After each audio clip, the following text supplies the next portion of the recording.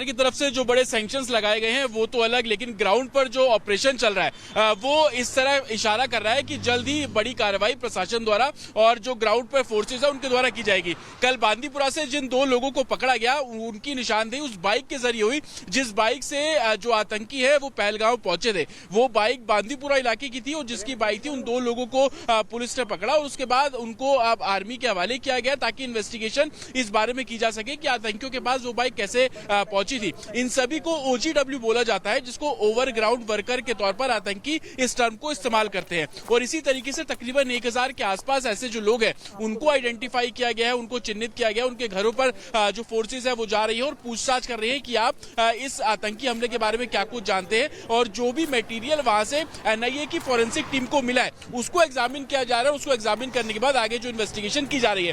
दूसरा सबसे बड़ा चैलेंज अभी आर्मी के पास, सिक्योरिटी फोर्सेज के पास ये है कि जो रिज इलाका है, जो जंगल का इलाका है, वहां पर सर्च ऑपरेशन करना, तकरीबन 35 किलोमीटर का ये पूरा रिज इलाका है और जो आतंकी है वो बोला जा रहा है कि काफी माहिर है इस जंगल को टैकल करने के लिए। तो कहीं ना कहीं रात भर जो ऑपरेशन है वो उस घने जंगल में चला है। बिल्कुल, रात भर देखिए ऑपरेशन चल रहा है। लगातार कोशिश ये की जा रही है जतिन की जल्द से जल्द इन आतंकियों को ढूंढा जाए, उन्हें मार गिराया जाए, क्योंकि इस वक्त पूरा देश यही मांग कर रहा है। बहुत शुक्रिया तमाम जानकारी के लिए। बाहर की तरफ से जो बड़े सैंक्शंस लगाए गए हैं वो तो अलग, लेकिन ग्राउंड पर जो ऑपरेशन चल रहा है वो इस तरह इशारा कर रहा है कि जल्द ही बड़ी कार्रवाई प्रशासन द्वारा और जो ग्राउंड पर फोर्सेज है उनके द्वारा की जाएगी। कल बांदीपुरा से जिन 2 लोगों को पकड़ा गया उनकी निशानदेही उस बाइक के जरिए हुई जिस बाइक से जो आतंकी है वो पहलगांव पहुंचे थे। वो बाइक बांदीपुरा इलाके की थी और जिसकी बाइक थी उन 2 लोगों को पुलिस ने पकड़ा और उसके बाद उनको आर्मी के हवाले किया गया ताकि इन्वेस्टिगेशन इस बारे में की जा सके कि आतंकियों के पास वो बाइक कैसे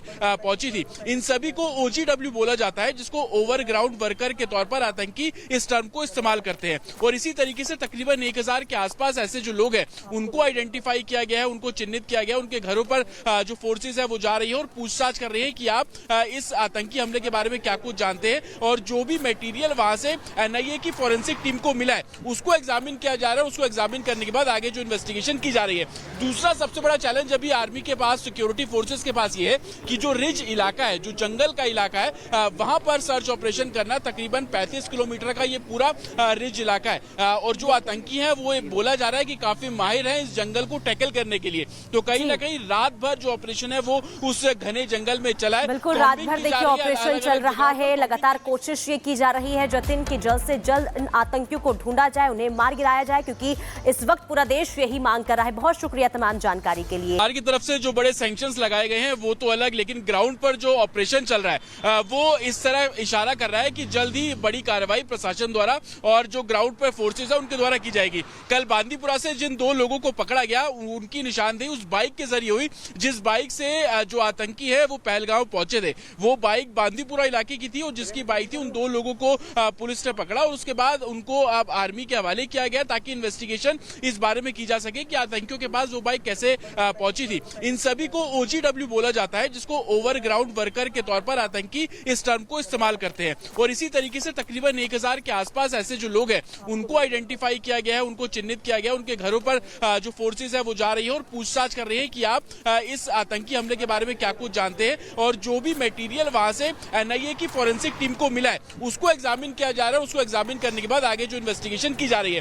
दूसरा सबसे बड़ा चैलेंज अभी आर्मी के पास, सिक्योरिटी फोर्सेज के पास ये है कि जो रिज इलाका है, जो जंगल का इलाका है, वहां पर सर्च ऑपरेशन करना, तकरीबन 35 किलोमीटर का ये पूरा रिज इलाका है और जो आतंकी है वो बोला जा रहा है कि काफी माहिर है इस जंगल को टैकल करने के लिए। तो कहीं ना कहीं रात भर जो ऑपरेशन है वो उस घने जंगल में चला है। बिल्कुल, रात भर देखिए ऑपरेशन चल रहा है। लगातार कोशिश ये की जा रही है जतिन की जल्द से जल्द इन आतंकियों को ढूंढा जाए, उन्हें मार गिराया जाए, क्योंकि इस वक्त पूरा देश यही मांग कर रहा है। बहुत शुक्रिया तमाम जानकारी के लिए। बाहर की तरफ से जो बड़े सैंक्शंस लगाए गए हैं वो तो अलग, लेकिन ग्राउंड पर जो ऑपरेशन चल रहा है वो इस तरह इशारा कर रहा है कि जल्द ही बड़ी कार्रवाई प्रशासन द्वारा और जो ग्राउंड पर फोर्सेज है उनके द्वारा की जाएगी। कल बांदीपुरा से जिन 2 लोगों को पकड़ा गया उनकी निशानदेही उस बाइक के जरिए हुई जिस बाइक से जो आतंकी है वो पहलगांव पहुंचे थे। वो बाइक बांदीपुरा इलाके की थी और जिसकी बाइक थी उन 2 लोगों को पुलिस ने पकड़ा और उसके बाद उनको आर्मी के हवाले किया गया ताकि इन्वेस्टिगेशन इस बारे में की जा सके कि आतंकियों के पास वो बाइक कैसे पहुंची थी। इन सभी को OGW बोला जाता है, जिसको ओवरग्राउंड वर्कर के तौर पर आतंकी इस टर्म को इस्तेमाल करते हैं। और इसी तरीके से तकरीबन 1000 के आसपास ऐसे जो लोग हैं उनको आइडेंटिफाई किया गया है, उनको चिन्हित किया गया है। उनके घरों पर जो फोर्सेज है वो जा रही है और पूछताछ कर रही है कि आप इस आतंकी हमले के बारे में क्या कुछ जानते हैं, और जो भी मटेरियल वहां से एनआईए की फोरेंसिक टीम को मिला है उसको एग्जामिन किया जा रहा है। उसको एग्जामिन करने के बाद आगे जो इन्वेस्टिगेशन की जा रही है। दूसरा सबसे बड़ा चैलेंज अभी आर्मी के पास, सिक्योरिटी फोर्सेस के पास ये है कि जो रिज इलाका है, जो जंगल का इलाका है, वहां पर सर्च ऑपरेशन करना। तकरीबन 35 किलोमीटर का ये पूरा रिज इलाका है और जो आतंकी है वो बोला जा रहा है कि काफी माहिर है इस जंगल को टैकल करने के लिए। तो कहीं ना कहीं रात भर जो ऑपरेशन है वो उस घने जंगल में चला है। बिल्कुल, रात भर देखिए ऑपरेशन चल रहा है। लगातार कोशिश ये की जा रही है जतिन की जल्द से जल्द इन आतंकियों को ढूंढा जाए, उन्हें मार गिराया जाए, क्योंकि इस वक्त पूरा देश यही मांग कर रहा है। बहुत शुक्रिया तमाम जानकारी के लिए।